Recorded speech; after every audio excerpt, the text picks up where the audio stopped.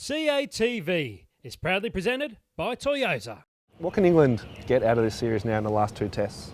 I think England can get a lot out of the series. I think, when you see a stadium like this, it's going to be jam-packed on Boxing Day.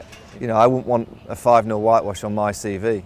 I think it's certainly on the cards, and the way that England have played so far, you'd have to say that's pretty much a favourites of what's going to happen. But, I do think that England have to have a motivation to make sure that they start rebuilding and planning for 2015. It's only 14 games away. So they've got 14 opportunities to find Graeme Swann's replacement, to try and jazz up the way that we've been playing our game of cricket, be a bit more positive, a bit more energised and a bit more aggressive, particularly with the bat. You mentioned Graeme Swann. How big a loss will he be for the team? Yeah, I think Swann, of the last 20 years, probably since Ian Botham, I really think he's going to be the hardest England cricketer to replace, because we've not had that outstanding spin option, that aggressive spin option, attacking spin option. And I do think he's going to be a real hard player to try and find. Monty Panesar will probably get given the opportunity, and he's a decent spinner. But it's what Swann brings. It's the energy, it's the humour, the fun element. He's extroverted. I think he plays the game in the right spirit. And he's been that real good attacking spin option. DRS has certainly helped him, but he's just been able to get good players out on good surfaces on days 1 and 2. And England really haven't had that kind of spin option for a long, long time, so he's going to be greatly missed. He's made some interesting comments the last couple of days. What have you made of those? Well, I think he will regret what he said. I think in terms of retirement, it's all about talking about how great your career's been. I don't see why he'd want to say anyone's got the head up their own arse. Even if you think that, say that in a few months' time. Say that in a book.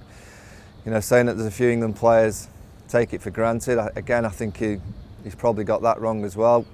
I reckon a few might exactly do that, but I just don't see why he'd want to say that the day after retirement. I think he's left the tour 3-0 down, and he's gone out on his own accord. He's not been pushed apparently. He's made that decision, which is exactly right for a senior player. His mind's been made up that he can't play cricket at this level any longer, and again he deserves the respect to be able to walk away on his own accord, and he has done. But I think he'll regret having a little pop at whoever he's having a pop at, and maybe he should clarify exactly who he's talking about. So it'd be easy for everyone to comment on it, but I think he'll regret that in time. The series so far, what positives will England have taken? The positives England will have taken from this series is Ben Stokes. To lose your outstanding spinner of Graeme Swann, and he's been the reason why England have been able to play 4 bowlers. Plug Swanee in from one end and rotate the 3 seamers from the other end. They've come to a nice stage where they found an all-rounder that will be that 5th bowling option, 4th seam option. So it allows them more bowling options now Swann's gone. So it's kind of perfect that Ben Stokes has arrived on the scene. It's almost been kind of arranged in that fashion. I think they didn't realise how good Ben Stokes is, but he's certainly going to be around for a long, long time. He's going to be an outstanding all-rounder.